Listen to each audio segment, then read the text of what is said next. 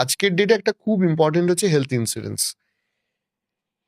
Health insurance কখন, কাদের এবং কত টাকা বাজেটের করা উচিত? দেখুন, আমার হেলথের প্রোটেকশন, ওয়েলথের প্রোটেকশন রাখতে গেলে আমাকে হেলথ ইন্স্যুরেন্স করতেই হবে। কারণ হেলথ ইন্স্যুরেন্স তো হেলথকে প্রোটেক্ট করে না। কালকে যদি আমার কিছু হয় তাহলে আমার কি হবে, খরচা লাগবে। তা খরচাটা আসবে কোত্থেকে? আমার ওয়েলথ যেটা জমিয়েছি সেখান থেকে তো। Right, health insurance actually wealth insurance. ওয়েলথকে প্রোটেক্ট করার জন্য হেলথ ইন্স্যুরেন্স দরকার। রাইট। তো আমরাও এবারে শিখলাম এটা। তাহলে আমি যখন ভাববো যে আমার ওয়েলথ নেই বা যেটুকু আছে এটাকে আমার প্রোটেক্ট করতে হবে, তাহলে এত কিছু ভাবার দরকার নেই। যদি কেউ ইনকাম শুরু করেছে, ফার্স্ট তার কতগুলো জিনিস করা দরকার, সেটা কি বলবো? ১ নম্বর হচ্ছে, যিনি ইনকাম স্টার্ট করেছেন তাকে প্রথমেই তার দরকার হচ্ছে একটা টার্ম ইন্স্যুরেন্স করা। Okay. Term insurance is a pure insurance, যেটা লাইফ কভারেজ দেবে।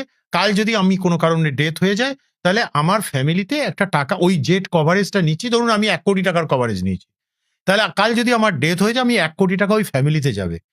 সেকেন্ড নাম্বার হচ্ছে হেলথ ইন্স্যুরেন্স। এবার এই হেলথ ইন্স্যুরেন্সটা করতে গিয়ে অনেক মানুষের অনেক বাধা আসে, যে ও পরে করলেও হবে, যখন হবে তখন দেখা যাবে। বা এত টাকা দিয়ে জমিয়ে কি লাভ, এই এই টাকাটা জমিয়ে রেখে যখন একদম শরীর ঠিক খারাপ বলেছেন হয় এই ডাইরেক্ট প্রশ্নটা। খরচা করবে। সত্যি কথাই, একবার ভাবুন হেলথ ইন্স্যুরেন্স জিনিসটা কি।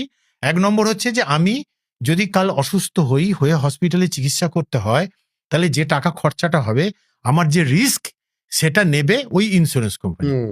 তাহলে এবারে আপনি যেগুলো ভাবছেন, প্রত্যেকে যেটা ভাবছে আমি জমি করবো ইত্যাদি ইত্যাদি, আমি সেটা বুঝিয়ে দিচ্ছি। ধরুন আমি আপনাকে দিয়ে বলছি, এবার ধরুন আপনি একটা হেলথ ইন্স্যুরেন্স করছেন, এবার ধরুন আপনার ২০,০০০ টাকা ২০,০০০ টাকা বছরে প্রিমিয়াম, ৫ লাখ টাকা কভারেজ আছে, এরকম একটা কি ১০ লাখ টাকা কভারেজ আছে একটা প্রিমিয়াম, যাই হোক ছাড়ুন।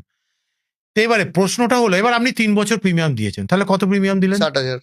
এবার আপনার একটা কোনো ডিজিজ হলো, এবার সেখানে ভর্তি হতে হলো হসপিটালে, দিয়ে ৩ লাখ টাকা খরচা হলো, তাহলে কে রিস্কটা বেশি নিল? ইন্স্যুরেন্স কোম্পানি না আপনি? ঠিক। এবার আপনি বলবেন আমি তো টাকা জমা রেখেছিলাম, ৩ লাখ টাকা দিয়ে দিতাম, ওকে ৬০,০০০ টাকা দিতে যাবো কেন?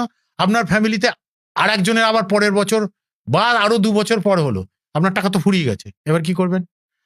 এবার আপনাকে কতবার সারা লাইফে যেতে হবে আপনি কি জানেন? আপনার টোটাল ফ্যামিলি কি কতবার যেতে হবে, একই বছরে কতবার যেতে হতে পারে? কোনো তো হটলাইন কানেকশন নেই যে জেনে নেবো এবার। এটা আসে না। দ্বিতীয় আর একটা প্রশ্ন আসে জানেন তো, যে আমার অফিসে করা আছে ইন্স্যুরেন্স, আর আমার কি দরকার আছে? আমি অফিসে গেছি তো চাকরি করতে, এবার কালকে যদি আমি একটা বেটার অপরচুনিটি পাই কোথাও, কিন্তু সেখানে ইন্স্যুরেন্সটা সেরকম অপরচুনিটি নয় বা নেই, তাহলে আমি কি যাব না? যাব। বলবো কেন, তখন আমি একটা হেলথ ইন্স্যুরেন্স করে নেবো, এটাই বলে কিন্তু বেশিরভাগ। দেখুন, আপনি একটা মোবাইল যখন খুশি কিনতে পারেন, একটা গাড়ি যখন খুশি কিনতে পারেন, একটা বাড়িও কিনতে পারেন। হেলথ ইন্স্যুরেন্স আপনি যখন খুশি করতে পারবেন না, কারণ একটু আগে আমি যে এক্সাম্পলটা দিয়ে বললাম, রিস্কটা কে নিচ্ছে? ইন্স্যুরেন্স কোম্পানি বেশি নিচ্ছে, আপনি নন। তা আপনার হেলথ যদি ঠিকঠাক থাকে, কোনো রোগ বালাই সেরম কোনো রোগ ঢুকে গেছে, আপনি ধরুন একটা জব রয়েছেন, তো আপনি ইন্স্যুরেন্স কোম্পানি দিচ্ছে আপনাকে, ওই কোম্পানি দিচ্ছে, খুব ভালো। ওই কোম্পানিতেও কি আপনি সব কভার পাবেন? সেগুলো দেখেছেন? আপনার মেলে আসে, কিন্তু সেখানে কোনটায় কত ক্লজ লাগানো আছে সব দেখেছেন? ইত্যাদি আছে, কোপে ক্লজ লাগানো আছে, ইত্যাদি আছে, আপনি জানেন না, কারণ ওগুলোকে পড়ার দরকারই মনে করে না কেউ।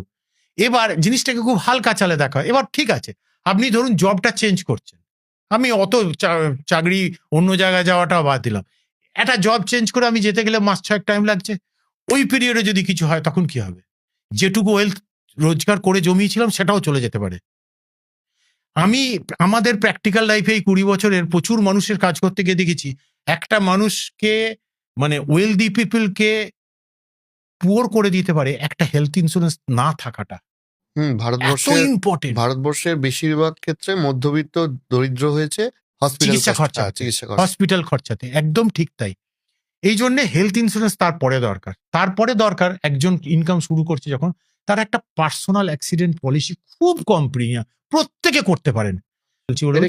বোঝান যে আমি রাস্তাঘাটে ঘুরছি, যেখানে খুশি যেতে হচ্ছে, আমাকে বাইক চালাতে হচ্ছে, গাড়ি চালাতে, আমি ওগুলো চালাচ্ছিও না, আমার রাস্তায় তো যেতে হচ্ছে, রাস্তায় তো যে কোনো অ্যাক্সিডেন্ট হতে পারে, তো অ্যাক্সিডেন্টে ডেথ হতে পারে, আমার কভারেজ পেয়ে যাবে, কিন্তু আমার ফ্যামিলি ডেথ যদি না হয়, আমার অ্যাক্সিডেন্ট হলো, আমাকে হসপিটালে ১০ দিন চিকিৎসা করতে হলো, তো তাহলে ওই 10 দিনের চিকিৎসার যা কিছু হচ্ছে আমি পাবো খরচা। আচ্ছা।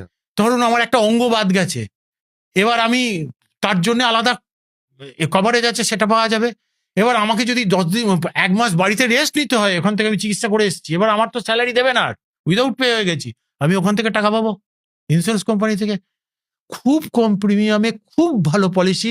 যারা ভিউয়ার শুনছেন প্রত্যেকের করা উচিত এটা। তারপরে কি করা দরকার? একটা emergency fund. Right, very important. আজকে আপনি আজ থেকে 10 বছর আগে যা যা ভেবেছিলেন তাই তাই ঘটে গেছে আপনার সঙ্গে সব পরপর। অনেক কিছু ঘটেছে যেগুলো আপনি ভাবেননি, এবং সেই জিনিসগুলোকে প্রত্যেকটাকে করতে গিয়ে আপনার কাছে লেগেছে কিন্তু মানি, কম বা বেশি। সেই মানিটা এসেছে কোত্থেকে? আপনার সঞ্চিত টাকা থেকে। তাহলে ওই ওয়েলথটাকে যদি আপনি প্রোটেক্ট করতে চান, আপনাকে একটা এমার্জেন্সি ফান্ড রাখতে হবে। আমরা বেশিরভাগ মানুষ আজকে প্রাইভেট কোম্পানিতে চাকরি করছেন, কালকে কার জব চলে যাবে কেউ জানে? যে কোনো সময় যে কোনো জব যে কোনো টাইমে যেতে পারে। তাহলে 3 মাস হোক, 6 মাস হোক, 9 মাস হোক, যাই হোক, তাহলে তার এই যে পিরিয়ডটায় জবটা থেকে তাকে সরে যেতে হলো, সেই পিরিয়ডটায় তার ইএমআই থাকলে সেটা চলবে কি করে? তার বাচ্চার স্কুলের মাইনেটা চলবে কি করে? সংসারটা চলবে কি করে? ফ্যামিলি ক্রাইসিস হতে দেখেছি আমি এইগুলো থেকে, হুম। রিয়েলি বলছি। তো একটা এমার্জেন্সি ফান্ড থাকা দরকার। এমার্জেন্সি মানে কিন্তু এমার্জেন্সি। বহু মানুষ জানেন ভাবে কি ফাইন্যান্সের এটা একটা বড় রিস্ক, যে আমি সব জানি, আমি যাদের জন্য টাকা রেখেছি তারা কিচ্ছু জানে না। হুম। বিশাল রিস্ক। আমার এমার্জেন্সিতে আমি রয়েছি, এবার আমি টাকা তুলতে পারছি না, এমন পজিশনে রয়েছি। এবার আমার বাড়ির লোককে সেই আমার পরিচিত বন্ধুর কাছে হাত পাততে হলো। কেন হবে হাত পাততে? স্টিল আমার ব্যাংকে বা আমার ব্যাংকে বা ইনভেস্টমেন্টে এমার্জেন্সি আছে। ফান্ডে টাকা রয়েছে। তো এইগুলো হচ্ছে প্রসেস সিস্টেমের অভাব। হুম হুম হুম। এবং এটা কতবার ঘটতে পারে, কত রকম করে ঘটতে পারে। না, আমি ব্যক্তিগতভাবে দেখেছি যে আমার এক বন্ধু, ওর অ্যাক্সিডেন্ট হয়েছিল, কোমায় চলে গেছিল, অ্যান্ড ওর স্টকে ভালো টাকা ইনভেস্ট ছিল, সেটা ওর নমিনি বা সেকেন্ড অ্যাকাউন্ট কিছু করা ছিল না। ফলে ওর যখন অসুস্থ ছিল তখন কিন্তু ও তো তখন কথাবার্তা বলতে পারছে না, তখন কিন্তু ওর বাবা মাকে সেই পরিচিতদের থেকে ধার করেই চিকিৎসা তাহলে করাতে হয়েছে। ভাবুন, ফাইন্যান্স মানে রিটার্ন নয়। রাইট।